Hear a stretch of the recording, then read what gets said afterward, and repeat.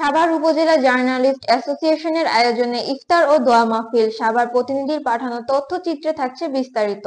২৭ তারিখ বৃহস্পতিবার ৫ ঘটিকার সময় সাভার সিটি সেন্টারে সাভার উপজেলা জার্নালিস্ট অ্যাসোসিয়েশন ইফতার মাহফিল অনুষ্ঠিত হয়। এ সময় অনুষ্ঠানে সভাপতিত্ব করেন সাভার উপজেলা জার্নালিস্ট অ্যাসোসিয়েশনের সভাপতি এবং এসএটিভির ঢাকা জেলা প্রতিনিধি মোহাম্মদ সাদ্দাম হোসেন। সঞ্চালনায় ছিলেন গ্লোবাল টিভির রিপোর্টার তোফা সানি। অনুষ্ঠানে সার্বিক তত্ত্বাবধানে ছিলেন সাভার উপজেলা জার্নালিস্ট অ্যাসোসিয়েশনের সাধারণ সম্পাদক এবং দেশ টিভির সাভার উপজেলা প্রতিনিধি দেওয়ান ইমন, সাভার উপজেলা জার্নালিস্ট অ্যাসোসিয়েশনের সাংগঠনিক সম্পাদক সাংবাদিক জাইনসে, দৈনিক মানব কণ্ঠ পত্রিকার সাভার উপজেলা প্রতিনিধি এস.কে. সুলতান।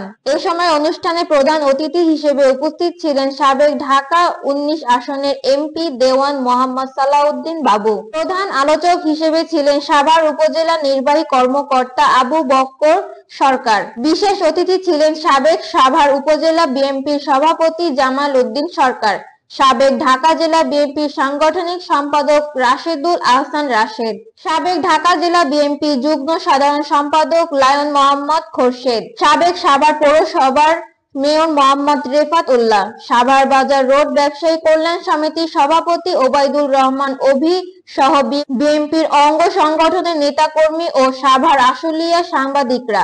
এ সময় বক্তারা বলেন, সাংবাদিকরা জাতির বিবেক, তাই সাংবাদিকদের কাছে আবেদন আপনারা বস্তুনিষ্ঠ সংবাদ প্রকাশ করবেন। বক্তারা আরো বলেন, আপনারা সত্যকে জাতির সামনে তুলে ধরবেন, তবে আপনাদের সত্য প্রকাশ করার পথে বিগত দিনে বাধা দেওয়া হয়েছে, এখন আর বস্তুনিষ্ঠ সংবাদ প্রকাশে কোনো বাধা নেই।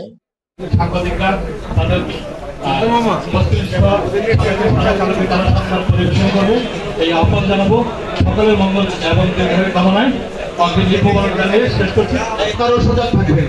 সাভারের মানুষ যদি সজাগ থাকে তাইলে আমরা বিভিন্ন অন্যায় অবিচার হাত থেকে রক্ষা পাবো।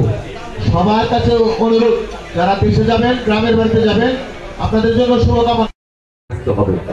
তাই আমি বলবো বস্তুনিষ্ঠ সাংবাদিকতা আপনাদের মাধ্যমে চাই, এই বলে আমি আমার বক্তব্য শেষ করছি।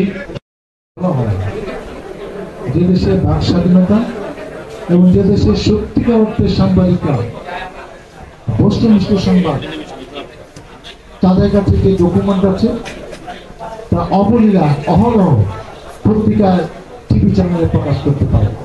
কিন্তু দুর্ভাগ্যের বিষয়, আমাদের মতো দেশ এশিয়ার কোনো দেশে সেই স্বাধীনতা নেই। আফ্রিকাও কোনো দেশে খুব একটা আছে কিনা আমি জানি না। আমরা আশা করি ৫ তারিখের পরে যে নবজাগরণ হয়েছে, ইয়াং ছাত্রছাত্রীদের মধ্যে যে দেশ সম্বন্ধে নতুন চিন্তা ভাবনা হয়েছে, সবাই যেরকম সংস্কার, আমরাও চাই সব জায়গায় সংস্কার হোক, প্রতিষ্ঠানে হোক, সংবিধানে হোক, আরো অনেক মন্ত্রণালয় হোক, আমার নিজের মনেও সংস্কার।